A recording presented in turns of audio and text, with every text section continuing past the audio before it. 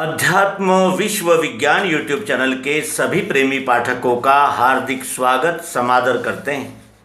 मित्रों, भले ही अपनी विद्वत्ता का हम प्रदर्शन करें, बहुत सारी भोग सामग्री इकट्ठा करें, ऐश्वर्यशाली हो जाएं, हम नौकर चाकर प्रसिद्धि और अनेक प्रकार के जितने भी यानी लुभावने और जितने भी आकर्षित करने वाले यानी भाव या भाग होंगे इस विश्व में, वो सब हमें संपूर्ण प्राप्त होने के अनंतर भी हमारे साथ केवल हमारे कर्म और उस कर्म के संस्कार जाते हैं।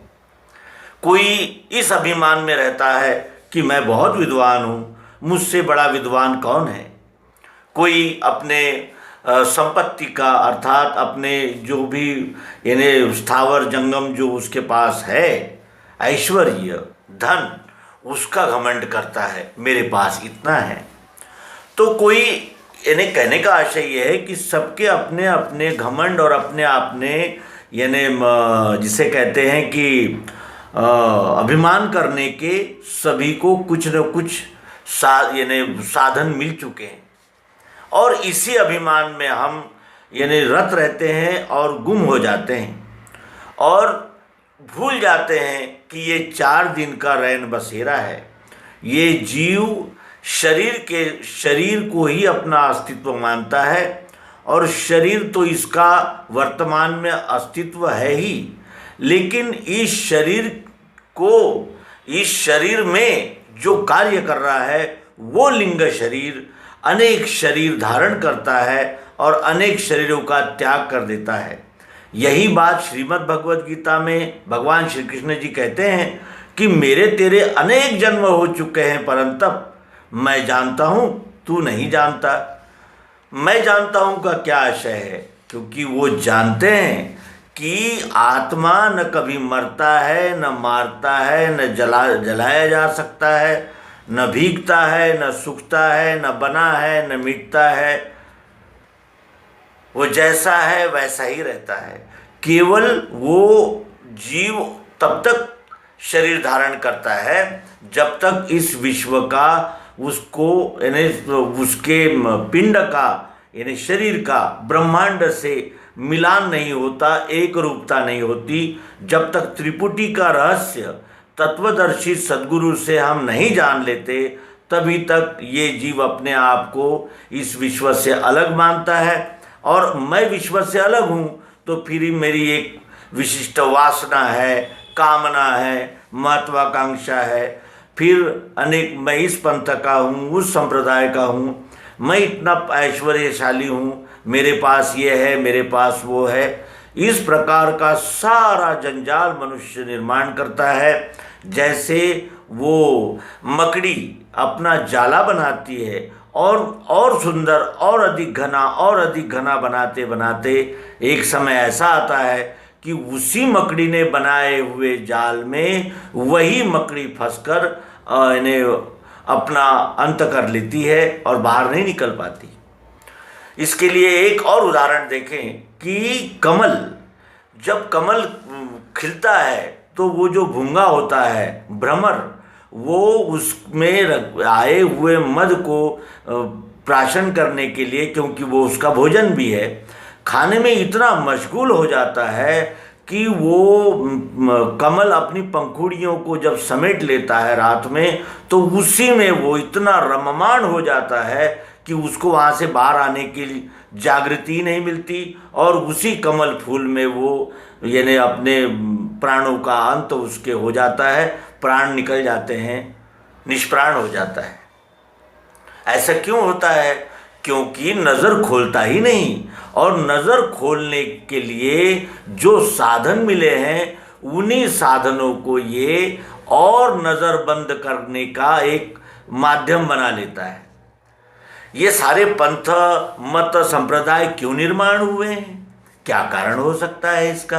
इतने धर्म ग्रंथ और इतना ये महात्मा और वो महात्मा और ये पुराण श्रुतियाँ स्मृतियाँ वेद, ये सब ये जागतिक स्तर तक के ये जो सारी यानी रचना बनी है, इसका क्या प्रयोजन हो सकता है और ये क्यों ऐसा होता है, इसके पीछे क्या लॉजिक है, ये हम नहीं जानते।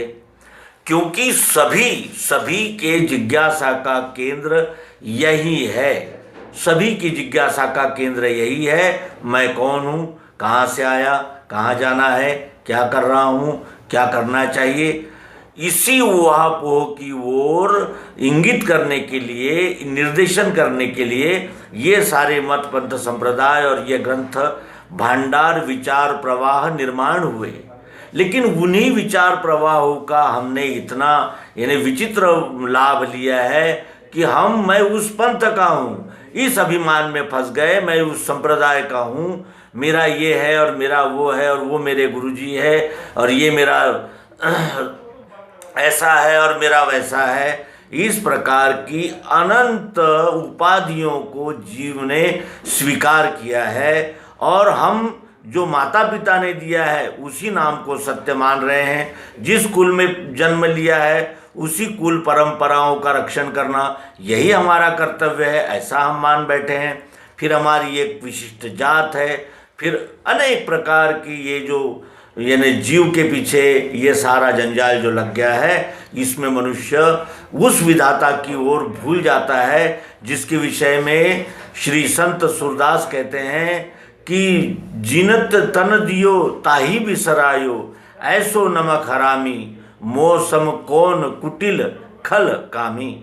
मेरे जैसा कौन खल कुटिल और कामी होगा, क्यों जिसने ये शरीर दिया है उसी को मैंने बिसरा दिया, ये प्रसंग आ जाता है।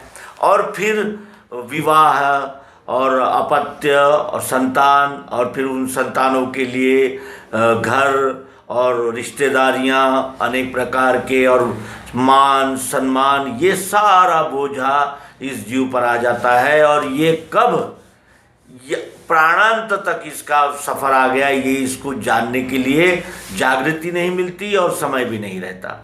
और अंत में ये रोता पीटता आता है और रोता पीटता जाता है, क्योंकि इस जीवन भर के रोने के लिए इसके पास सदैव समय रहा, लेकिन इस रोने का जो उपाय है, इस रोने से निकलने का जो मार्ग है, उधर उसका ध्यान नहीं जाता। और यही सबसे बड़ा दुर्भाग्य इस जीव का कहना चाहिए।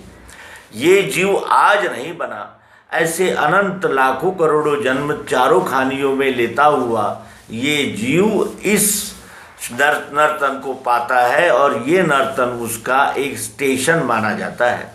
और इस स्टेशन के बाद जिस तरह वो घड़ी जब एक बार 12 बजाती है तो फिर पूरा चक्कर लेने के बाद ही 12 होते हैं।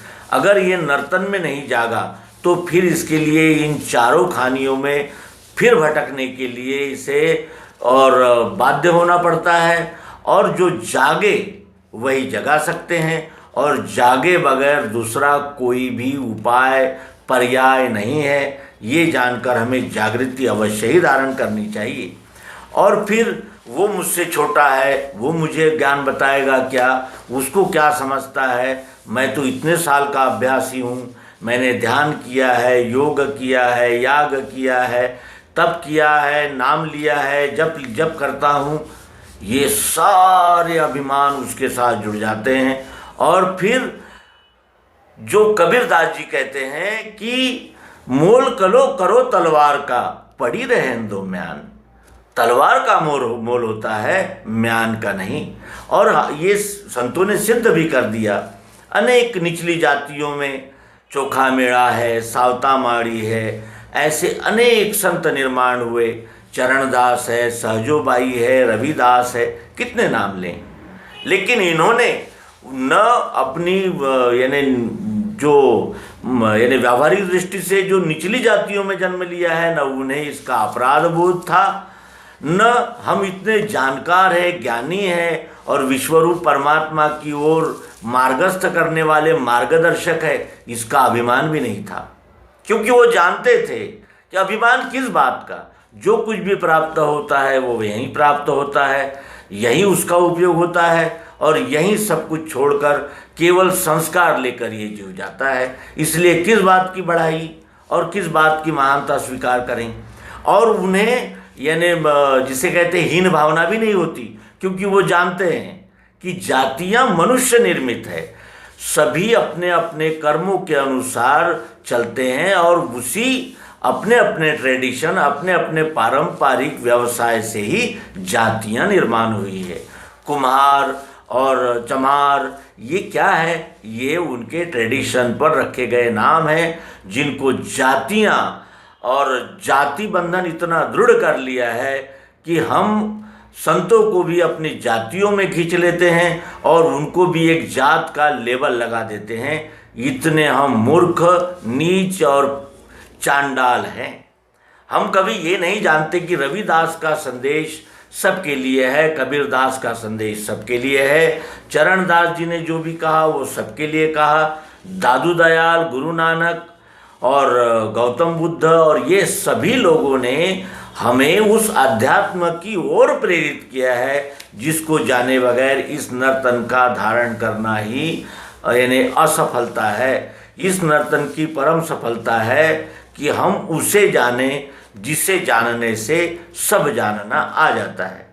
तो इस ओर प्रेरित करने के लिए संत अनेक प्रकार की रचनाएं करते हैं, अपने जीवन का होम कर देते हैं।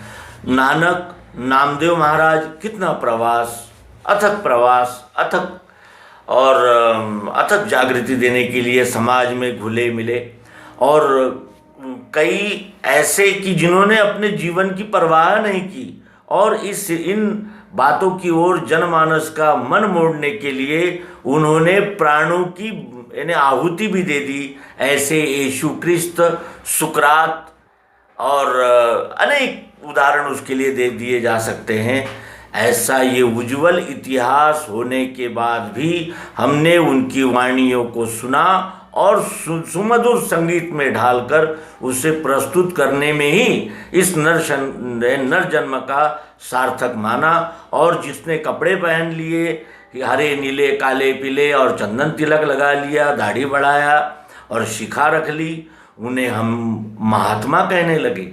लेकिन महान आत्मा के क्या लक्षण होते हैं ये न जानते हुए केवल जितना दिखा उसी पर हमने श्रद्धा रख ली, और जैसी श्रद्धा रखी वैसे ही हम उसके यानी मुरीद हो गए, उसके आश्रित हो गए, उसके शिष्य हो गए, उसके सांप्रदायिक हो गए।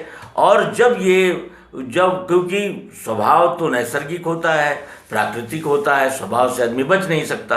और जब वो महात्मा कहलाने वाले व्यक्ति ऐसे घृणित और निम्न दर्जे के कर्म करते हुए पकड़े जाते हैं तो फिर एकदम से हमारी श्रद्धा डुलमुल होने लगती है। और अपमान इनका नहीं, इन्होंने पहने हुए उन हरे नीले काले पीले भगवे गेरुए वस्त्रों का अपमान होता है, और उस वस्त्र का संबंध एक प्रकार की ज्ञान धारा से होता है। तो अपमान उनका नहीं होता, उन विचारों का होता है। और सामान्य जनमानस में ये संदेश जाता है कि अध्यात्म केवल ढोंग और पाखंड का ही माध्यम है, इसमें कोई सार नहीं है। और इसका सबसे बड़ा नुकसान ये होता है कि जो यानी ये न किसी भी प्रकार से अध्यात्म, ईश्वर और लोक परलोक जो कुछ भी वो जानना चाहते हैं, उन सभी दिशाओं से अपने मन को खींचकर फिर वो ऐश्वर्य, मेरा तेरा, इसी को सत्य मानकर इसी के और जोड़ जमाव में लग जाते हैं। और परम दिशा, जिस दिशा पर चलने से इस जीव का परम कल्याण होता है, उन दिशाओं से ये जीव विमुख हो जाता है। और ये कितना बड़ा मैंने विलक्षण नुकसान इस जीव का है, ये हम सभी समझ सकते हैं। तो ये इतनी प्रस्तावना की आवश्यकता इसीलिए है कि जानो समय है। मैं कहता हूँ निज रूप, आज तुम जानो समय है। सद्गुरु पुकार रहे हैं कि आज समय है, अभी सांसें चल रही है, अभी शरीर यानी जिसे कहते हैं जागृत है, अभी आपकी ज्ञानेंद्रियां कार्य कर रही है, अभी आपकी बुद्धि कार्य कर रही है, आपका मन अभी यानी कार्यरत है, कार्यक्षम है। तो अब ये समय है, ये मौका है जागने का, जानने का। हमने अध्यात्म में भी यानी चकल्लस करना और फेसबुक पे यानी जो बात यानी गंभीरतापूर्वक कही जा रही है उसका भी हमने अपलाप करके ऊपरोधिक दिशाएं निश्चित कर ली। और उपरोध हमने ये समझकर उपरोध किया कि हम यानी जो हमें कुछ बता रहा है हम उसका उपरोध, उसका उस पर व्यंग कर रहे हैं, ऐसा उन्हें लगा। लेकिन वस्तुतः हुआ क्या, तो जो यानी रास्ते का पूर्ण पता मिलने वाला था वो नहीं मिल सका। और मनोरंजन के लिए ही हमने यानी ये धार्मिक कथा कहानियों का आश्रय लिया। भागवत आदि ग्रंथ हमारे मनोरंजन के कारण बने और उससे आखिर हमें मिला क्या, तो कुछ भी नहीं। अंत में जैसा कहते हैं संतजन कि खाली हाथ आया और खाली हाथ जाएगा। तो ये मनुष्य मौका लेकर आया था, ये अपने पूर्ण कल्याण और सार्थक होने का मौका लेकर आया था, लेकिन ये मौका गंवा कर जा रहा है। इस प्रकार का अपने ही आपके साथ छल ये जीव करता है और अंत में पछताता हुआ जाता है। जैसे एक बार उस यानी रस निकालने की मशीन में कोई पदार्थ जाता है तो वो पूरा रस निकाल कर ही बाहर वो हो जाता है और अंत में रस अलग और वो चौथा अलग हो जाता है। चलती चाकी देख के दिया कबीरा रोए, दो पाटन के बीच में साबुत बचा न कोई। सुख दुख रात दिन और अनुकूलता प्रतिकूलता और मान सम्मान अपमान, ये सारे झंझावातों में ये अंततः इस जीव का अकल्याण हो जाता है और ये नर्तन व्यर्थ ही चला जाता है। इस प्रकार का इस जीव का अपने आप के साथ चलने वाला छल ये सर्वाधिक यानी निषिद्ध बात है। इस बात की ओर हमारे सभी पाठक प्रेमी ध्यान देंगे और हम सब सहयात्री है।